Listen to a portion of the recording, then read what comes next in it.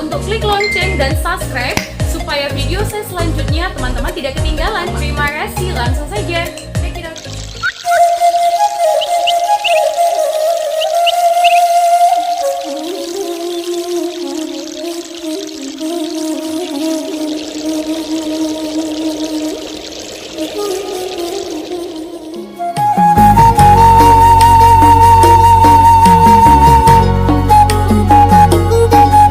Tak lama kemudian teman, Boru Saroding pun mendengar suaminya memanggil namanya. Boru Saroding dengan segera bergegas membuka pintu rumahnya dan mengatakan, Tadi saya melihat seekor ular besar dengan kepala yang aneh. Ia melintas dari halaman rumah kita menuju pohon besar itu, kata Boru Saroding kepada suaminya. Kemudian suaminya menjawab pertanyaan Boru Saroding. Gak usah takut, ular itu ular yang baik dan tidak akan mengganggumu.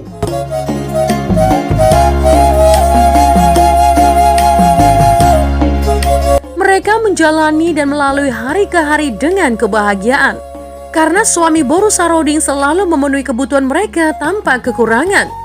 Bahkan suami Boru Saroding cukup pintar menghibur Boru Saroding dengan canda dan tawa, serta memiliki perhatian dan kasih sayang yang begitu besar kepada Boru Saroding.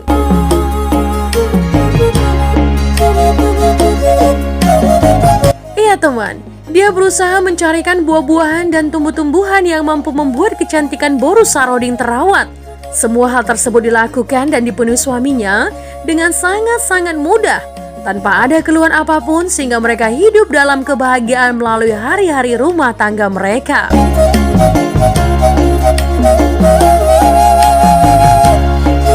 Akan tetapi teman, semakin lama Boru Saroding pun merasa heran terhadap cara hidup suaminya yang penuh kemudahan. Sehingga pada suatu hari tanpa sengaja, Boru Saroding melihat suaminya di bagian atas rumah, atau para-para dalam bahasa Batak, sedang berubah wujud menjadi seekor ular berukuran sangat besar, persis seperti ular yang pernah Boru Saroding lihat sebelumnya. Namun Boru Saroding berpura-pura tidak melihat kejadian tersebut teman, karena merasa takut ular tersebut marah kepada Boru Saroding.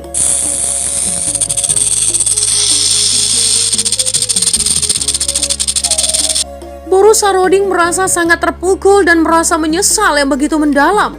Karena tanpa berpikir panjang dan tanpa mengenal lebih jauh siapa laki-laki tersebut, sehingga menerima permintaannya menjadi istrinya. Karena Boru Saroding telah mengetahui bahwa suaminya bukan manusia biasa, ia menjadi was-was.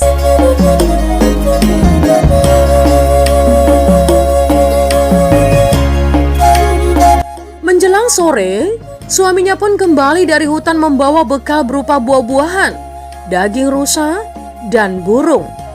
Kemudian Boru Saroding pun bergegas menyambut suaminya membawa hasil yang dibawa suaminya ke dapur untuk dimasak dan dijadikan makan malam. Setelah Boru Saroding selesai menyiapkan makan malam, mereka pun makan malam bersama di rumah yang berada di tengah hutan rimba tersebut, di mana selama ini suaminya tinggal.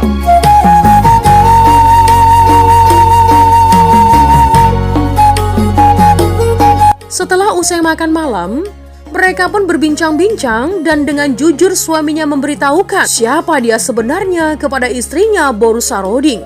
Saya sebenarnya adalah penguasa ulu darat yang bisa berubah-ubah wujud dari manusia menjadi ular dan dari ular menjadi manusia, tegas suaminya kepada Boru Saroding.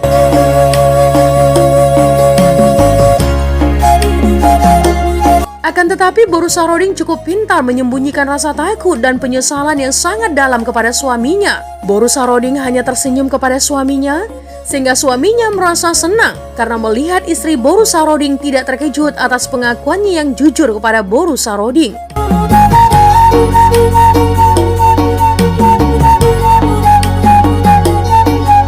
Hingga suatu ketika, kedua saudara Boru Saroding datang berkunjung ke rumah Boru Saroding yang berada di antara pegunungan di tengah-tengah hutan yang dinamai Tombak Ulu Darat. Karena kedua saudaranya sudah sangat merindukan Boru Saroding yang merupakan saudara perempuan tersayang mereka, Boru Saroding pun merasa sangat bahagia karena sudah dikunjungi oleh saudara-saudaranya. Boru Saroding pun menyajikan berbagai aneka makanan dan buah-buahan kepada saudaranya tersebut. Sembari menikmati makanan yang banyak, mereka bercerita dan berbincang-bincang hingga rasa rindu mereka terobati. hingga waktu tidak terasa sudah berlalu lama.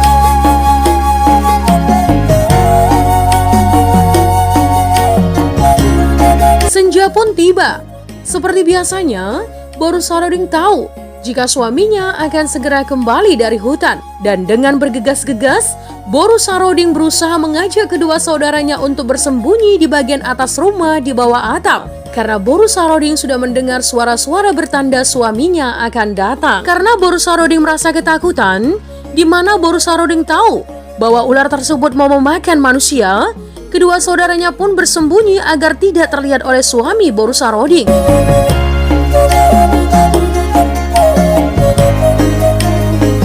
Suami Boru Saroding pun tiba di rumah.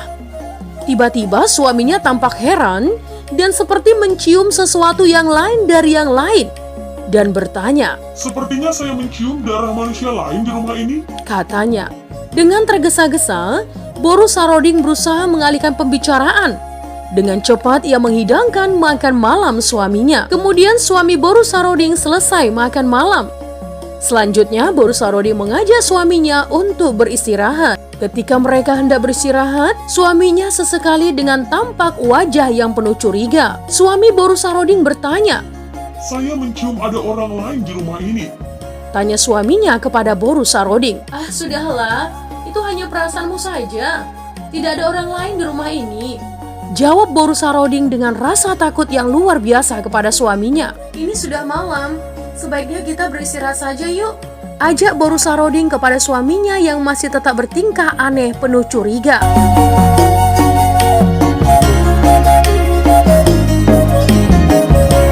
Ketika tidak tahan lagi Boru Saroding menyembunyikan rasa takutnya kepada suaminya, kemudian Boru Saroding pun memberitahukan keberadaan kedua saudaranya kepada suaminya. Ampuni saya suamiku, karena aku telah membohongimu. Kata Boru Saroding kepada suaminya. Benar di rumah ini ada orang lain selain kita. Karena saya berpikir engkau akan marah jika engkau tahu saudara-saudaraku datang mengunjungi kita di tempat ini. Aku Boru Saroding dihantui rasa takut yang sangat besar kepada suaminya. Mereka datang karena sudah sangat rindu kepada kita suamiku. Kata Boru Saroding sambil memohon dan membujuk suaminya.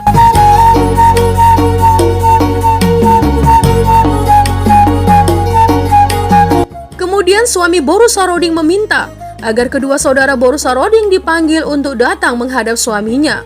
Dengan perasaan yang masih dihantui ketakutan, Boru Saroding pun memanggil kedua saudaranya keluar dari tempat persembunyian mereka di bagian atas rumah di bawah atap rumah, atau dalam bahasa Batak disebut bukulan rumah. Kemudian kedua saudara Boru Saroding menghampiri suami Boru Saroding.